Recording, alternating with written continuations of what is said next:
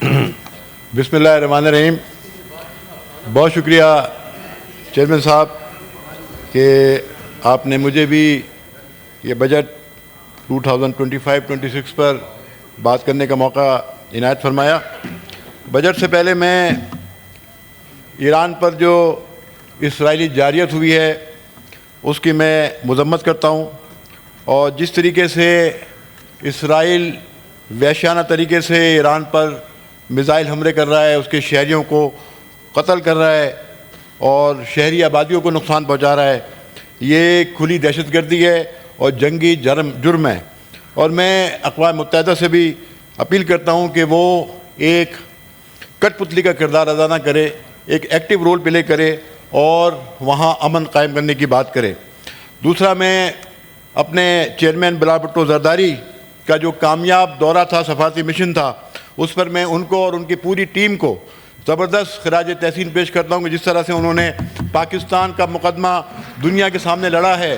اس نے ہندوستان کے بیانیے کے پرچے اڑا دیے ہیں اور آج پاکستان کا بول بالا ہے اور دنیا پاکستان کے بیانیوں کو تسلیم کر رہی ہے، اور وہ تسلیم کر رہی ہے کہ پاکستان نے ہمیشہ امن کی بات کی ہے.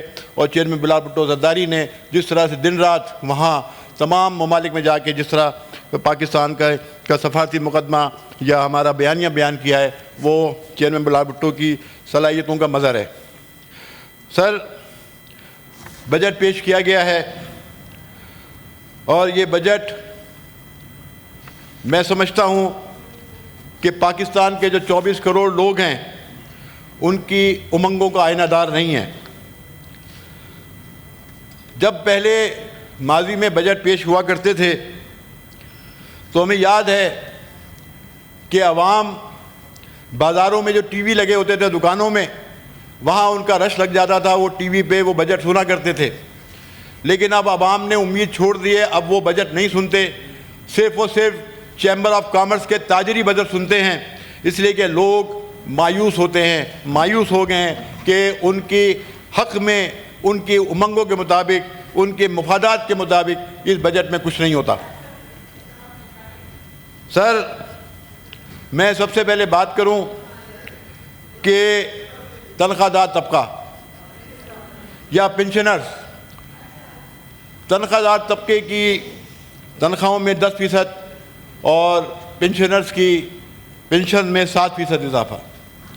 سر، انتہائی افسوس کے ساتھ کہنا پڑتا ہے کہ جو منتخب نمائندے، کیونکہ ڈائریکٹ الیکشن لڑ کر قومی اسمبلی کے اراکین آتے ہیں، ہم انڈائریکٹ ووٹ سے یہاں سینیٹر منتخب ہوتے ہیں، لیکن عوام یہ پوچھتے ہیں کہ منتخب اراکین اپنی تنخواہوں میں 500% اضافہ کرتے ہیں لیکن ہمارے تنخواہوں میں 50% اضافہ نہیں ہوتا. یہ سر تضاد ہے، یہ ذاتی ہے ان کے ساتھ. میں وزیر خزانہ سے کہتا ہوں کہ کبھی ایک دن کسی غریب مزدور کے ساتھ گزاریں، صبح سے شام تک وہ جو ڈیلی ویجز مزدور ہے، ملازم ہے، کہ وہ کس طرح اپنا گھر چلاتا ہے. جیسے وہ ایک پروگرام آتا ہے نا جیو پہ، ایک دن جیو کے ساتھ، تو وزیر خزانہ صاحب ایک جائیں، کم از کم دیکھیں جا کے. کامران مرتضیٰ صاحب نے صحیح بات کی، جو گراس روٹ کا ورکر نہیں ہوگا وہ کیا بجٹ بنائے گا، اس کو غریب عوام کا کیا درد ہوگا. اس لیے لوگ مایوس ہوتے ہیں. میں نے اپنے بجٹ تجویز میں جو میں نے ریکمنڈیشن دی ہے فائنانس کمیٹی کو، اس میں نے یہی کہا ہے کہ کم سے کم تنخواہوں میں 50% اضافہ کیا جائے، پینشنز میں 20% اضافہ کیا جائے، کم از کم کوئی تو ایسا رکھا جائے کہ ہمارے لوگوں کو کوئی فائدہ پہنچے، غریب لوگوں کو کوئی فائدہ پہنچے. اس بجٹ میں جو بجٹ ہے، میں تو یہ سمجھتا ہوں کہ یہ صرف اشرافیہ کے لیے پیش کیا گیا ہے. صرف وہی تعریف کر رہے ہیں لیکن اور کوئی طبقہ کوئی اس کی تعریف نہیں کر رہا ہے. سر، دوسری بات یہ کہ یہ بجٹ پچھلے 15 سالوں سے بغیر NFC ایوارڈ کے پیش کیا جا رہا ہے. 2010 کے بعد صوبوں کو NFC ایوارڈ نہیں دیے گئے، اور جس کی وجہ سے صوبے مالی مشکلات کا بھی شکار ہیں، ان کو بجٹ بنانے میں بھی مشکل پیش آتی ہے. لیکن حکومت سندھ نے جو بجٹ پیش کیا وہ اپنے وسائل کے اندر ایک اچھا تاریخی اور عوام دوست بجٹ پیش کیا. اور انہوں نے وہاں پہ اپنے وسائل کے مطابق پنشن میں حکومت پاکستان سے زیادہ اس میں اضافہ بھی کیا. تو کہنے کے مقصد یہ ہے کہ وفاقی حکومت وفاق کی طرح رہے, صوبوں کا احترام کرے. سر دوسری طرف اگر آپ دیکھیں کہ وفاقی حکومت وعدہ کرتی ہے کہ پی ایس ڈی پی کے اندر صوبوں کو ان کے جو پروجیکٹ ہیں وہ منظور کر کے دیے جائیں گے, لیکن وہ ایسا نہیں ہوا. اور یہاں پر صوبے سندھ کے ساتھ زیادتی کی گئی. پی ڈبلیو ڈی کے جو منصوبے تھے اس کو ختم کر دیا گیا, لیکن اس کے منصوبے 3 صوبوں کو دیے گئے. خیبر پختونخوا کو دیے گئے, پنجاب کو دیے گئے, بلوچستان کو دیے گئے. پی ڈبلیو ڈی کے منصوبے نہیں دیے گئے تو صوبے سندھ کو نہیں دیے گئے. یہ سراسر ذاتی ہے اور یہ ہماری خود مختاری پر بھی حملہ ہے.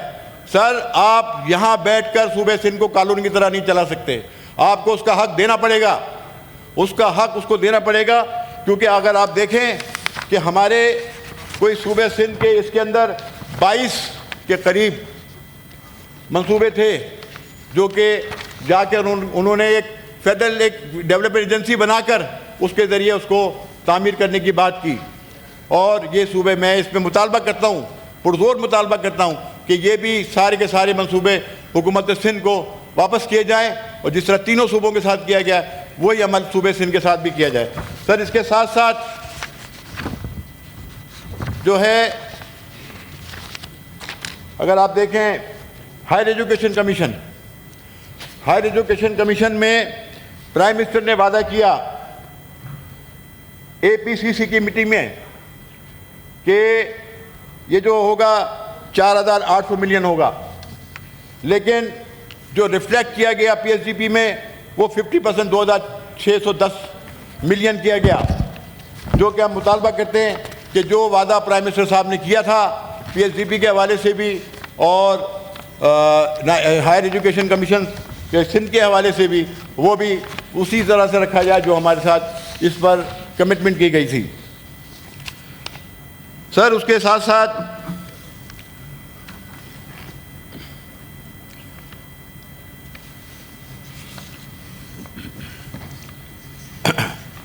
دوسری بات یہ کہ حیدرآباد سکھر موٹر وے جو کہ 400 ارب کا منصوبہ ہے تقریباً, لیکن افسوس کی بات وفاقی وزیر صوبے سندھ تشریف لائے, وزیر اعلیٰ سندھ سے بات کی اور کمٹمنٹ کی کہ ہم اس صوبے پہ خاطر خواہ رقم رکھیں گے, لیکن افسوس کی بات کہ 400 ارب کے منصوبے پہ صرف 15 ارب روپے رکھے گئے. سر جو کہ اس کا مطلب یہ ہے کہ حکومت پاکستان حیدرآباد سکھر موٹر وے بنانے پر کسی قسم کی اس پر وہ دلچسپی نہیں رکھتی ہے. یہ ڈیلے پہ ڈیلے ہو رہا ہے, اور آپ کو معلوم ہے کہ اس موٹر وے کے فیتے 2 وزیر اعظم کاٹ چکے ہیں. ایک جناب جو 2018 میں وزیر اعظم آئے اور جو ابھی ہیں, یہ 2 دفعہ اس ادارے نے فیتے کٹوا دیے وزیر اعظم سے, لیکن اس کو وہ آگے نہیں بڑھ سکا. افسوس کی بات ہے کہ ہمیشہ چاہے وہ عمران خان صاحب کی حکومت تھی یا موجودہ حکومت ہے, انہوں نے ہمیشہ سندھ کے ساتھ زیادتی کی ہے. ابھی تک جام شورو 7 ڈویل کیریج وے جو کہ 2017-18 سے زیر تعمیر ہے وہ آج تک مکمل نہیں ہو سکا. بے انتہا وہاں پہ یا میرے سندھ کے سارے دوست بیٹھے ہیں, روزانہ کوئی نہ کوئی واقعہ ایکسیڈنٹ کا وہاں ہو جاتا ہے جس میں متعدد جانیں قیمتی جانیں چلی جاتی ہیں. لیکن فیڈرل گورنمنٹ کا کیونکہ وہ پروجیکٹ ہے, حکومت سندھ نے اپنے 50% شیئر جو کہ 7.5 ارب روپے تھا وہ اس کو دیا, لیکن فیڈرل گورنمنٹ ابھی تک اس کو تعمیر نہیں کر سکی. میں پوچھتا ہوں کہ ہمیشہ یہ سندھ کے ساتھ ہی کیوں ہوتا ہے؟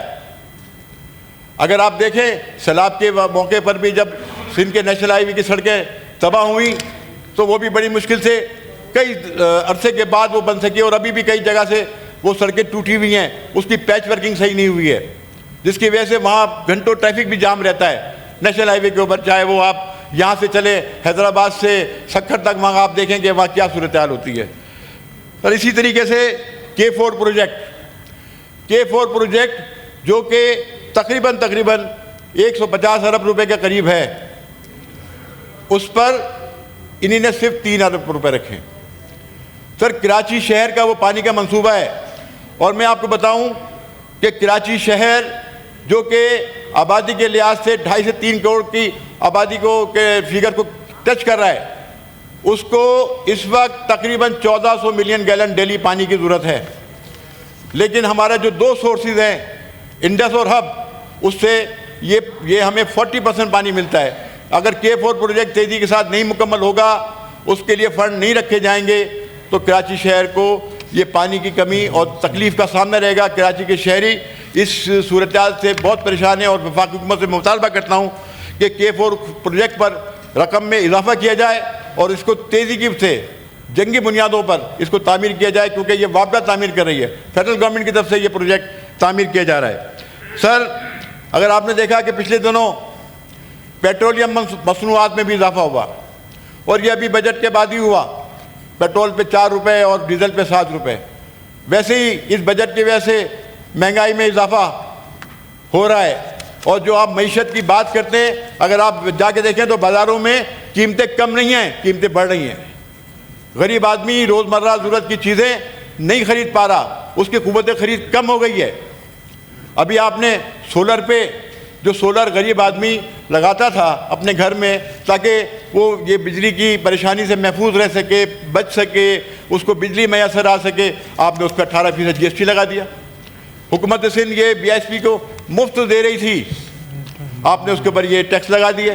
آپ کیا غریب آدمی کو چاہتے ہیں کہ وہ یہ جو وابڈہ کی بجلی مہنگی خریدے، کہ الیکٹرک کی بجلی مہنگی خریدے، وہ اپنے گھر پہ بجلی کا پینل نہ لگائے، یہ سولر پینل نہ لگائے؟ یہ کیا مطلب ہے اس کا؟ اور آپ نے ایک بات اور میں بتا دوں، یہاں وفاقی وزیر صاحب بیٹھے ہیں، آپ نے سولر پینل میں 18% GST لگائے، دکانداروں نے اسی دن سے قیمتیں بڑھا دی ہیں۔ کوئی چیک اینڈ بیلنس نہیں ہے وفاقی حکومت کا۔ آپ جا کے دیکھیں اسلام آباد کی مارکیٹوں کے اندر، وہاں پہ انہوں نے پہلے سے قیمتیں بڑھا دی ہیں، اور جو چیزوں کا اضافہ کیا کہ وہ پہلے سے قیمتیں بڑھ گئی ہیں، اور لوگوں کے جیبوں میں ڈاکہ ڈالا جا رہا ہے وہاں پہ۔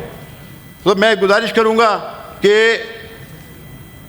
اس پر جو ہے فوری طور پہ توجہ دی جائے جو میں باتیں کر رہا ہوں۔